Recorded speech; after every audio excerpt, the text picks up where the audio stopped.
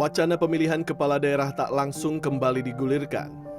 Sejumlah partai pendukung pemerintah menilai pemilihan kepala daerah secara langsung yang telah dilakukan memiliki sejumlah kelemahan. Dalam program Dialog Insight Politics with Diana Valencia, Sekjen Partai Gerindra Sugiono menyebut, biaya penyelenggaraan pilkada langsung kepala daerah menyedot dana hingga lebih dari 30 triliun rupiah. Selain itu, pilkada langsung juga menyebabkan polarisasi antar kelompok di daerah. Ini kalau misalnya dikomparasi sekarang dengan apa yang sedang dilakukan oleh pemerintahan Pak Prabowo, memperbaiki sekolah atau merenovasi sekolah, dianggarkan 1 miliar satu sekolahnya, 40 triliun itu ada sekitar 40.000 sekolah. Banyak ya, mungkin tidak semua tapi banyak di beberapa tempat ada ekses-ekses pilkada yang kemudian menimbulkan polarisasi, perpecahan masyarakat. Apalagi kalau misalnya pilkada kabupaten wali kota. Sementara itu, politisi PAN yang juga Wakil Ketua MPR RI Edi Suparno menyebut, selama 1 dekade pelaksanaan pilkada serentak, hasil yang dicapai belum sepenuhnya mencerminkan kehendak rakyat. Sejumlah kepala daerah disebut lebih berpihak pada kepentingan politik dan pemodal dibandingkan kepentingan publik. Selain itu, praktik politik uang yang semakin masif dari tahun ke tahun dinilai merusak kualitas demokrasi. Pilkada langsung disebut kian syarat dengan politik uang dan minim edukasi politik bagi masyarakat. Menurut hemat kami, itu sebuah opsi yang memang patut kita pelajari, patut kita tindak lanjuti. Karena kita melihat bahwa sejauh ini selama kita 10 tahun melaksanakan berbagai kegiatan pilkada secara serentak, kita melihat output daripada pilkada itu ternyata masih belum sesuai dengan harapan masyarakat.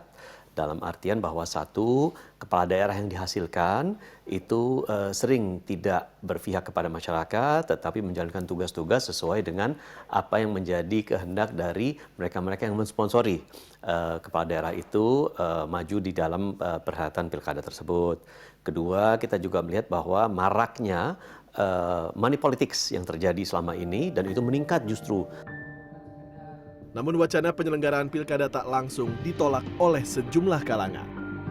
Jajak pendapat yang dilakukan Lembaga Survei Indonesia LSI Denny JA mengungkap, sebanyak 66,1% responden menolak usul pemilihan kepala daerah pilkada lewat DPRD. Lebih dari 60 responden menyatakan kurang setuju, tidak setuju, atau tidak setuju sama sekali dengan sistem pilkada tak langsung. Jajak pendapat tersebut dilakukan terhadap 1.200 responden yang dipilih berdasarkan metodologi multi-stage random sampling melalui wawancara tatap muka kuesioner. Survei dilakukan selama periode 10 hingga 19 Oktober 2025.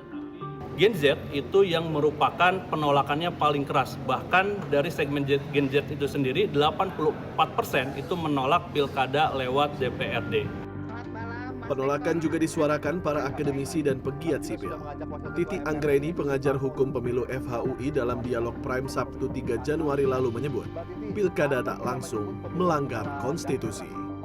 Karena sudah ada putusan Mahkamah Konstitusi yang menafsirkan pasal 18 ayat 4 yang disebutkan di sana bahwa gubernur, bupati, wali kota sebagai kepala pemerintah provinsi, kabupaten, dan kota itu dipilih secara demokratis. Nah, Mahkamah Konstitusi menyatakan bahwa makna demokratis itu adalah harus dilakukan sesuai dengan asas langsung, umum, bebas, rahasia, jujur, dan adil. Artinya dilakukan secara pemilihan langsung.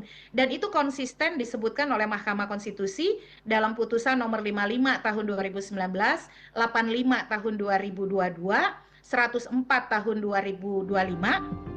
Sementara itu, usul pilkada lewat DPRD direncanakan akan dibahas lewat rancangan Undang-Undang Pemilu Omnibus Law yang masuk daftar prolegnas prioritas 2026. RUU tersebut rencananya akan dibahas usai Idul Fitri pada April hingga Mei mendatang. Tim Liputan CNN Indonesia.